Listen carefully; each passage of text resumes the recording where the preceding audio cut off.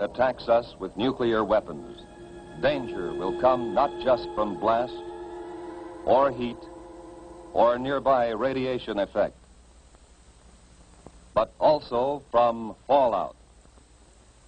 Fallout, which may occur miles and miles away from the blast.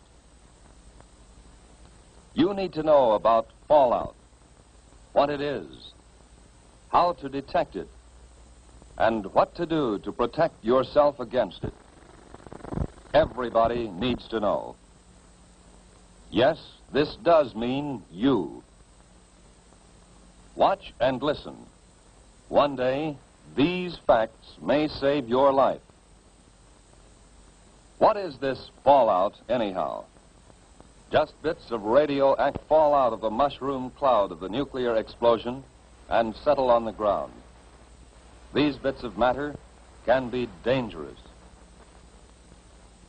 You're exposed to some radiation every day, from cosmic rays or other natural sources of radiation. These exposures are too small to hurt you. But when a wartime nuclear explosion occurs, a serious fallout follows. Thousands of tons of atomized earth, building materials, rocks, and gases may be thrown into the air. And the mushroom cloud containing them sometimes moves as high as 100,000 feet, nearly 20 miles up. Some of the radioactive particles spill out near the explosion site. Others may be carried for 10, 50, 100 miles or more. But how will you know if there is fallout? You can't hear, smell, taste, or see the radiation. But you yourself can detect the fallout particles that produce it. The easiest time to do this, without special instruments, is when the fallout is settling through the air. This starts any time from about 1/2 hour to several hours after the explosion, depending on how far away you are.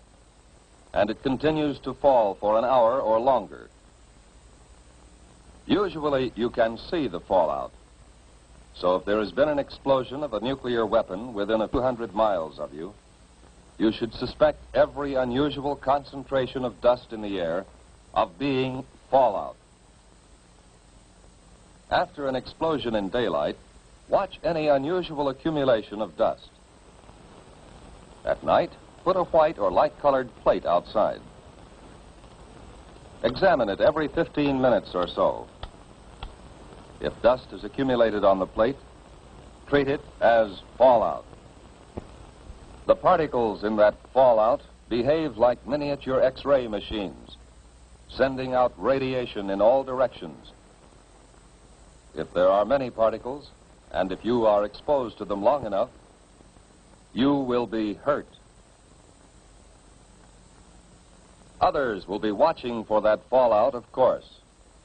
Experts will estimate the probable path and speed of approaching fallout and try to keep you posted. But it may come before you hear any details by radio or otherwise.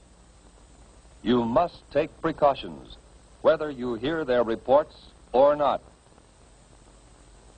If radio stations are operating, you will hear reports, especially on the Conelrad frequencies 640 or 1240 on your AM dial. As soon as it is safe for specially protected crews to get out into the open, these highly trained civil defense radiation detection teams will make a thorough check of radiation levels and characteristics. Those facts will be relayed to you by radio as fast as they come into civil defense headquarters in your area. Information from the radiation monitoring teams will be combined and analyzed by experts manning a central radiation control point.